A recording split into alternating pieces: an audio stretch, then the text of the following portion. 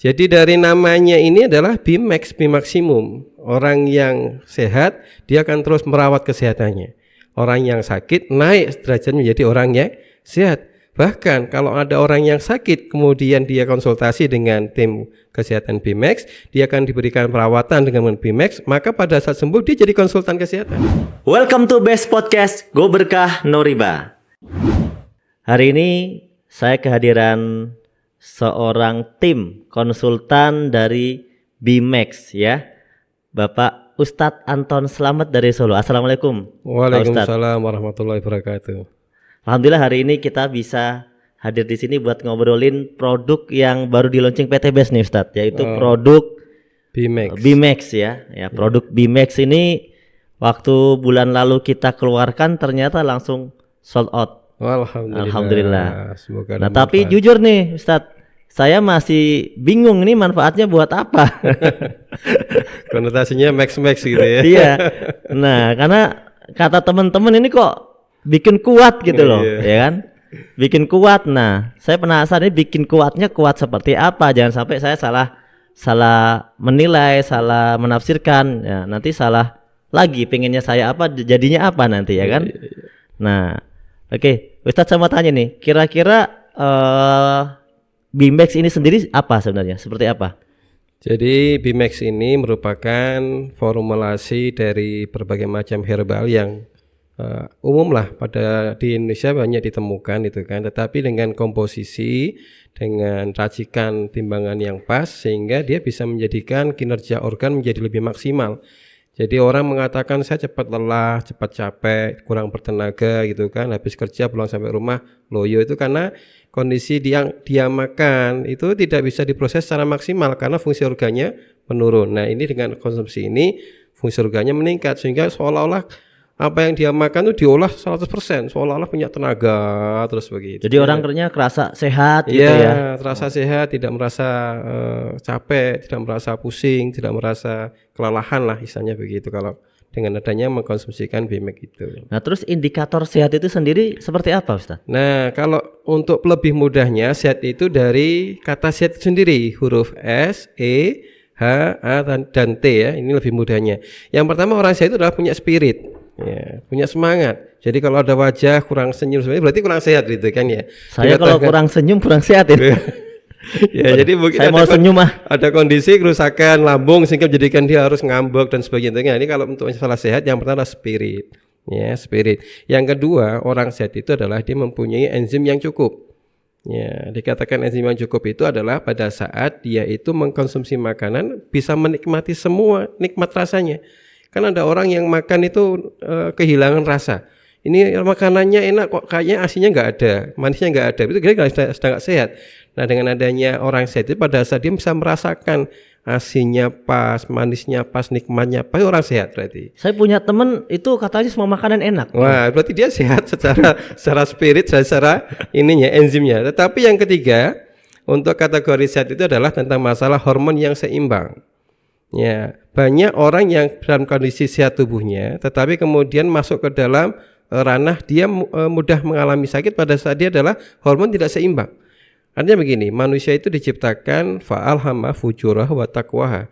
Ada kadang-kadang adalah fujur dan takwa. Nah, kalau orang itu berpikirnya negatif melulu, maka badan yang sehat kayak apapun bisa jatuh dari kesehatannya menjadi sakit. Sehingga kalau untuk orang ini adalah balancing hormonnya setidaknya kita harus meningkatkan husnudon. Jadi apapun, kena masalah apapun husnudon. Di balik masalah pasti ada hikmah. Di balik masalah pasti ada hadiah. Nah di situ. Jadi insya Allah kalau orang senantiasa setiap masalah itu di husnudon begitu, insya Allah dia akan tetap mendapatkan tubuh kesehatan. Kebanyakan ada saat ada orang musibah menimpa kita yang disalahkan orang lain. Nah kalau kita husnudon, ini mungkin cobaan, mungkin ujian, mungkin ada hadiah yang disiapkan Allah SWT pada saat setiap dibalik musibah atau masalah yang kita hadapi. Husnudon. Yang berikutnya adalah huruf A. Orang sehat itu harus aktif bergerak. Gitu. Makanya kalau nggak aktif bergerak, sebuah bisnis pun kalau nggak aktif bergerak juga akan mati juga di situ kan. Nah kebiasaan ada orang yang pada saat dia bekerja mungkin sebagai karyawan gitu ya, pada saat aktif bekerja dia sehat, begitu dia pensiun hanya banyak di rumah sakit-sakitan. Karena apa? Kondisi sehat tidak dipakai untuk bergerak. Ya, berbeda dengan mesin. Kita istirahatkan, kita matikan berapa tahun masih awet gitu. Tapi kalau manusia semakin tidak digerakkan, semakin mati selnya, semakin mudah mengalami sakit. Dan yang terakhir, orang sehat itu adalah orang yang senantiasa ditreatment. Jadi orang sehat itu bukan kemudian hadiah semata-mata dari Allah, entar sakit juga karena Allah. Sehat, mentreatment sehat itu adalah merupakan ikhtiar, takdir Allah. Tidak mentreatment kesehatan juga merupakan takdir Allah yang nanti menjadi penyakit pada saat dia treatment. Nah, BMAC di sini merupakan salah satu mentreatment kesehatan tadi. Jadi kita sebagai orang yang sehat harus bersyukur. Salah satu syukurnya adalah dengan mentreatment. Nah, kenapa minum BMAC? Saya termasuk orang yang bersyukur. Saya mentreatment, saya merawat kesehatan saya dengan apa? Kandungan BMAC di sini mampu meningkatkan optimalisasi daripada kinerja organ-organ tubuh kita. Jadi minum BMAC ini nggak harus selalu nunggu sakit tertentu gitu ya? Berarti nggak harus ya? Jadi dari namanya ini adalah BMAX, Bimaksimum. Orang yang sehat dia akan terus merawat kesehatannya.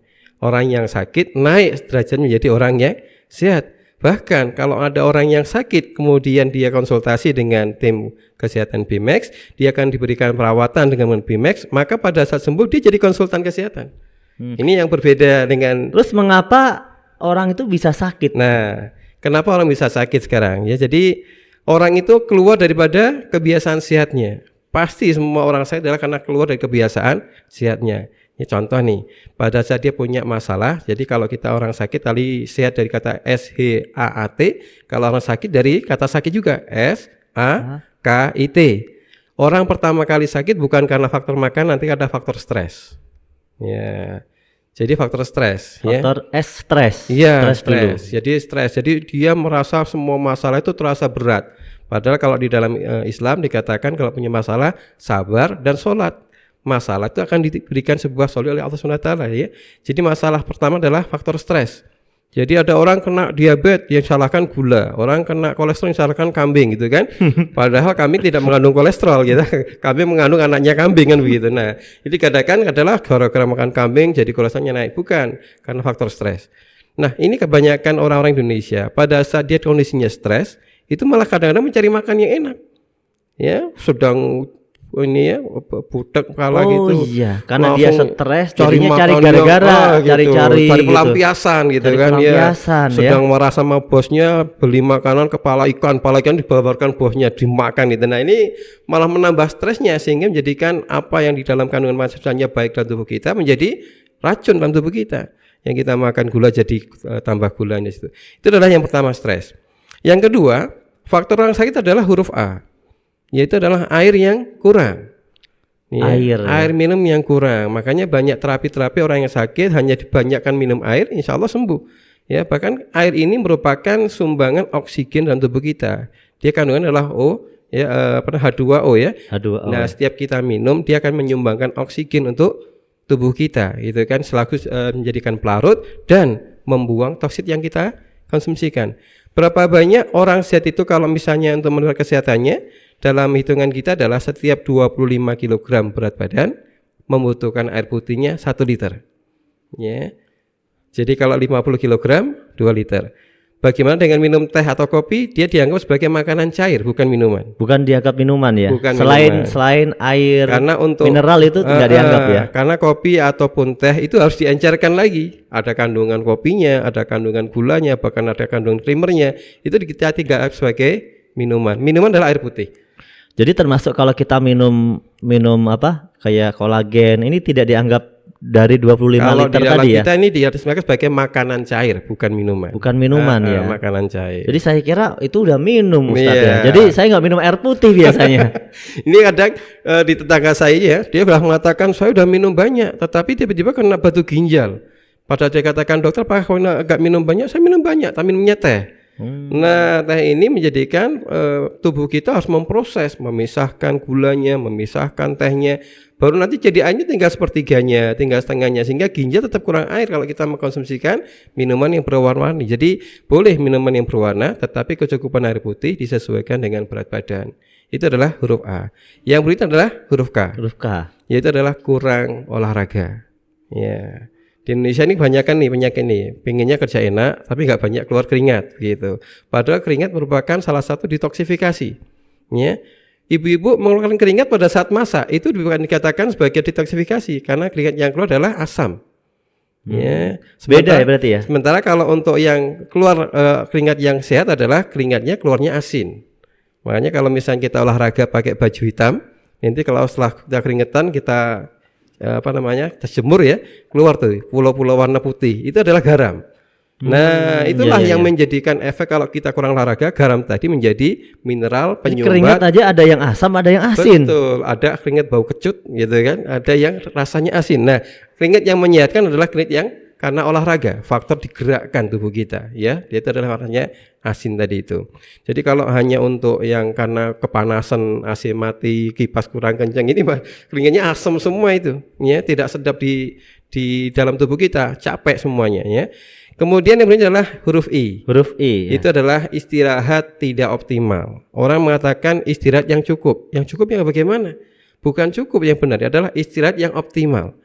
Bahwasanya wajanal laila libasa wajanan nahara ma'asa. Sunnah dari fitrahnya daripada manusia, malam itu istirahat, siang jarum cari maisha.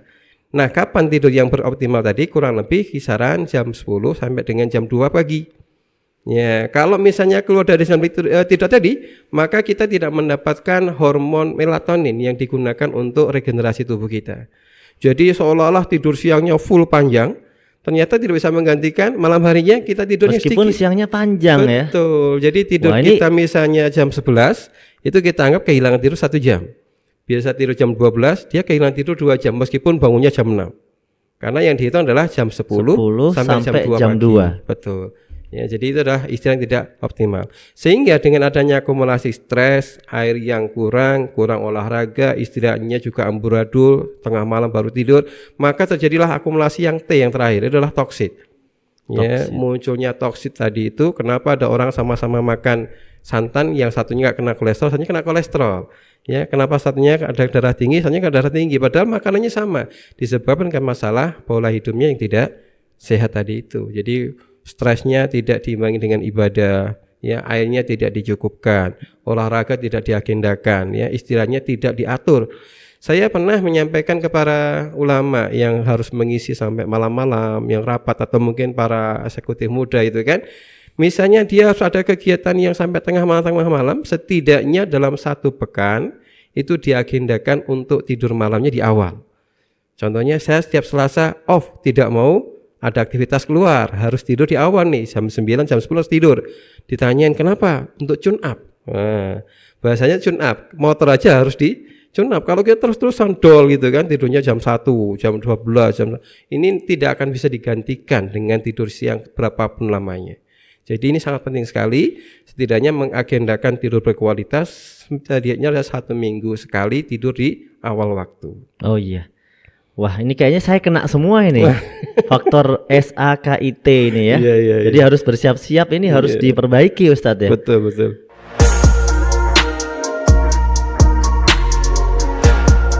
Bagi teman-teman yang melihat podcast BMAX pada video ini, silahkan bagi yang memiliki pertanyaan atau ingin berkonsultasi seputar apa yang diderita, entah itu penyakit atau yang lainnya, boleh langsung di kolom komentar. Insya Allah pertanyaan-pertanyaannya akan kami simpulkan untuk kemudian menjadi tema pada podcast berikutnya.